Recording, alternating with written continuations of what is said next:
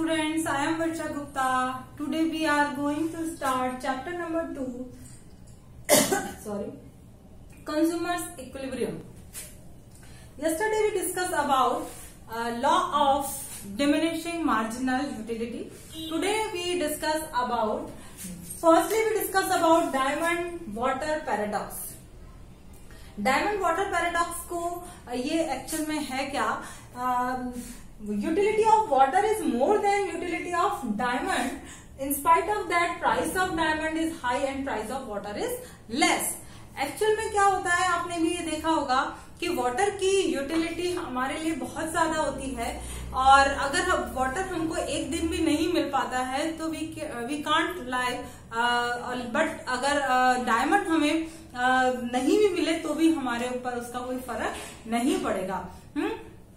तो यहाँ पर ये समझने वाली बात है कि अगर इतनी उपयोगिता, पानी की इतनी ज्यादा उपयोगिता होने के बावजूद भी पानी की जो कीमत है वो इतनी कम क्यों है और डायमंड की इतनी ज्यादा, इतनी कम यूटिलिटी होने के बावजूद भी उसकी कीमत इतनी हाई क्यों है.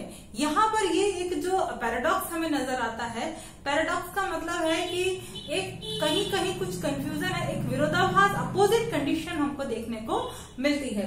तो ये क्यों है, ऐसा क्यों है कि जैसे जैसे देखिए कि जब भी हम किसी भी कमोडिटी का कंटिन्यू अगर हम उसका यूज करते हैं तो जनरली क्या होता है कि उसकी मार्जिनल यूटिलिटी, नेक्स्ट यूनिट की जो मार्जिनल यूटिलिटी है इट विल डिक्लाइन, वो क्या होगी, कम होती चली जाएगी. लेकिन यहाँ पर क्या है, डायमंड के अंदर ये बात एप्लीकेबल नहीं होती है. क्यों नहीं होती है कि जैसे जैसे आपके पास एक डायमंड है, आपके पास बहुत ज्यादा उसकी यूटिलिटी है, आपने दूसरा डायमंड परचेज किया, आपको और ज्यादा यूटिलिटी मिलेगी, तीसरे डायमंड से और ज्यादा आपके पास उसकी, क्यों, क्योंकि इससे आप बहुत ज्यादा प्रेशियस है और बहुत ज्यादा आपको वो अच्छे हाई लेवल पर लेकर के चला जाता है कि आप बहुत ज्यादा रिचेस्ट पर्सन कहलाएंगे.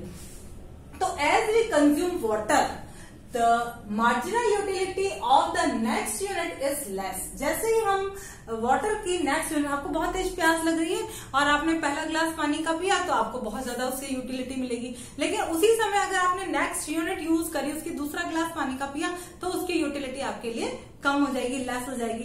तो हम नेक्स्ट यूनिट के लिए जब हमें मार्जिनल यूटिलिटी कम मिल रही है तो हम नेक्स्ट यूनिट के लिए जो उसका पे करने के लिए भी कम तैयार होंगे.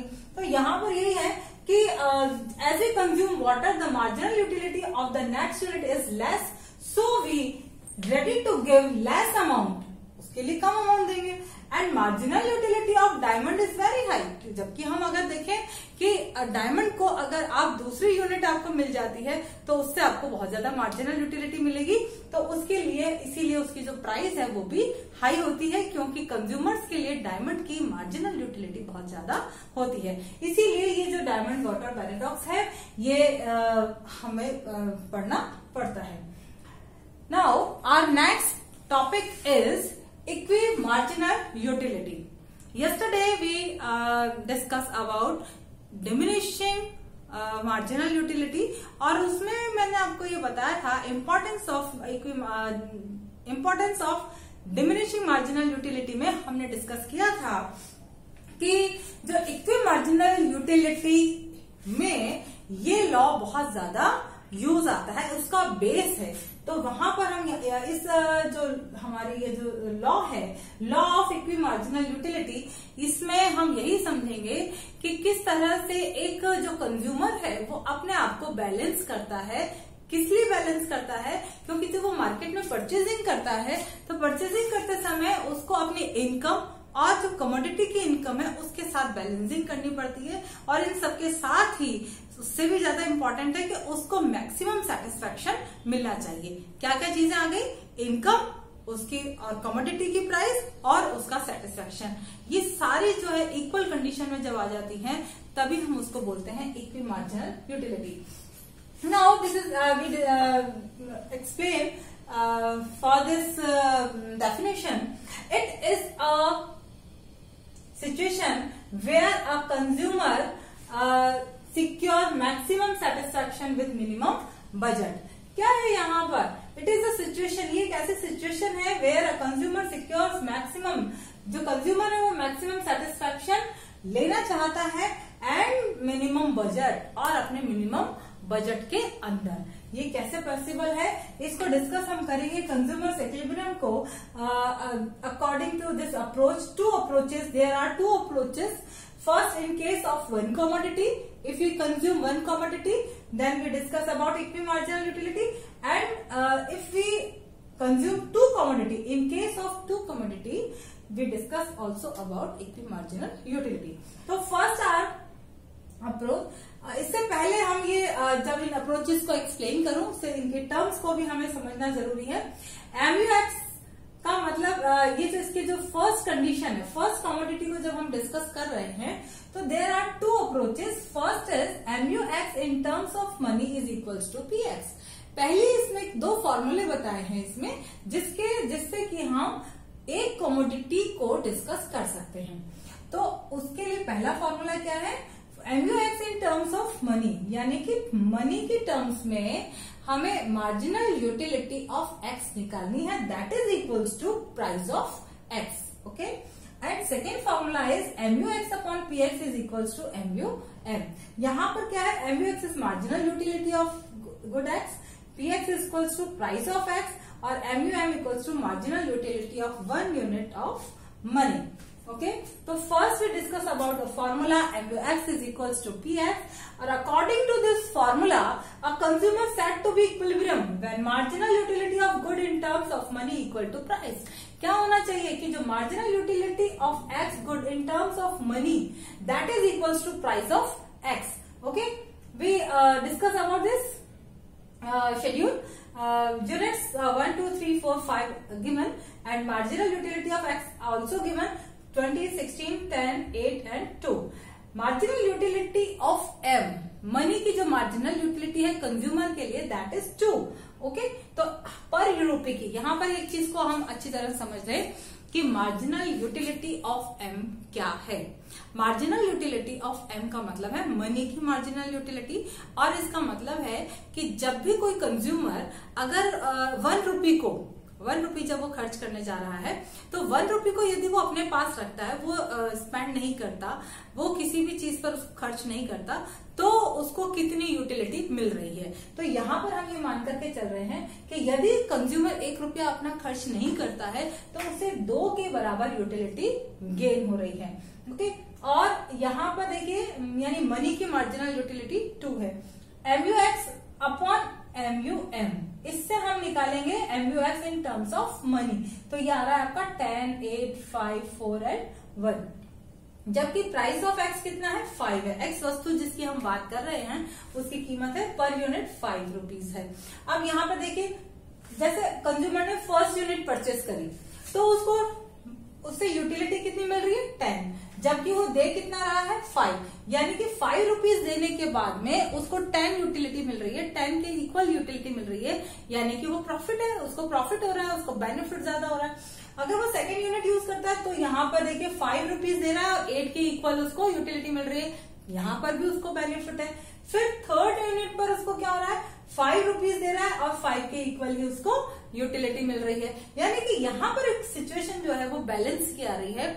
This is the point of balancing, यानी यहाँ पर कंज्यूमर का इक्विलिब्रियम हो जाएगा, और उसके बाद भी अगर वो कंज्यूम करता है मोर यूनिट को, यानी कि 4th और 5th यूनिट को कंज्यूम करता है, तो क्या हो जाएगा, देखिए कि यहाँ पर तो प्राइस ऑफ X तो 5 है, लेकिन MUM मनी की जो यूटिलिटी है वो डाउन हो गई, डिक्रीज हो गई, 4 और 1 हो गई, यानी कि यहाँ पर कंज्यूमर को लॉस हो रहा है, इसलिए वो इन पॉइंट्स को कंज्यूम नहीं करेगा, केवल वो 3 पॉइंट तक ही कंज्यूम करता है, और थर्ड पॉइंट पर आकर के कंज्यूमर का इक्विलिब्रियम आ जाता है। At the point third, at the units of third unit, both are equal, MUX upon MUM is equal to price of X, यानी कि दोनों 5 है।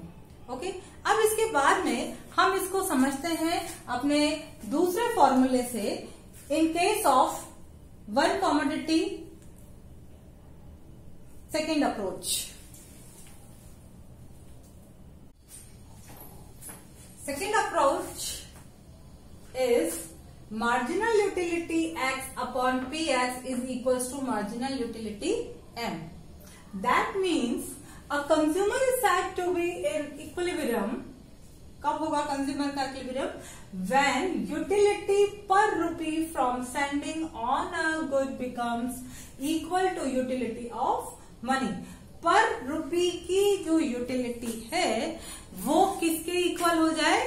Price equal to utility of money. Money की utility और जो रुपी की यूटिलिटी है both are equal, तब जाकर के कंज्यूमर का इक्विलिब्रियम होगा।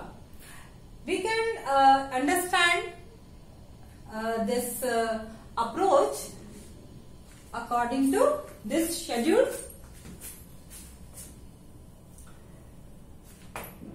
This schedule is at the unit 1, 2, 3, 4, 5, 6 are given and MUX is also given 90, 80, 70। यानी कि जैसे जैसे हम कंज्यूमर्स मोर कमोडिटी कंज्यूम करता जा रहा है, marginal utility of x will decline and price of x is constant 10, 10, 10 and MUX upon PX then 9, 8, 7, 6, 5, 4, 3, 2 यहाँ MUX अपॉन PX आ जाएगा। और जो मार्जिनल यूटिलिटी है यहाँ पर कंज्यूमर की, दैट ऑल्सो गिवन 4 यूटिलिटी, उसको 1 रुपी की यूटिलिटी गेन हो रही है।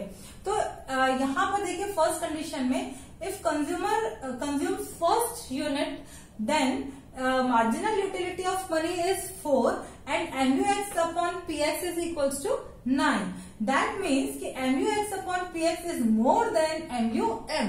इसका मतलब ये हो गया कि जब कंज्यूमर फर्स्ट कमोडिटी को कंज्यूम कर रहा है तब मनी की जो मार्जिनल यूटिलिटी है वो कम है, जबकि 1 रुपी की मार्जिनल यूटिलिटी जब वो स्पेंड करता है तब उसको ज्यादा मिल रही है। तो वो इस यूनिट को कंज्यूम करेगा और नेक्स्ट यूनिट भी कंज्यूम करेगा क्योंकि उसको मार्जिनल यूटिलिटी है वो जो ज्यादा मिल रही है एक्स गुड्स की।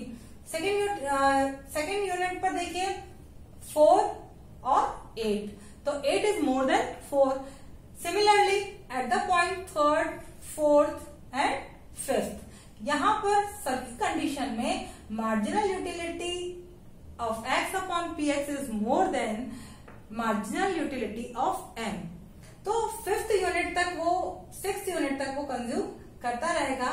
Eight the point of 6th unit पर आकर के उसका जो MUX upon PX is equals to MUM, यानी कि यहाँ पर आकर के कंज्यूमर का इक्विलिब्रियम होगा। इससे पहले जब तक वो यहां तक रहता है, देखिए eight the point 5th point तक उसको गेन हो रहा है, यहाँ पर वो गेन कर रहा है। क्या गेन कर रहा है कि उसको यूटिलिटी ज्यादा मिल रही है। जितना उसने इमेजिन किया था कि उसके पास रुपी को रखने से उसको कितनी यूटिलिटी मिलेगी, उससे ज्यादा यूटिलिटी उसको इन कंडीशन में मिल रही है।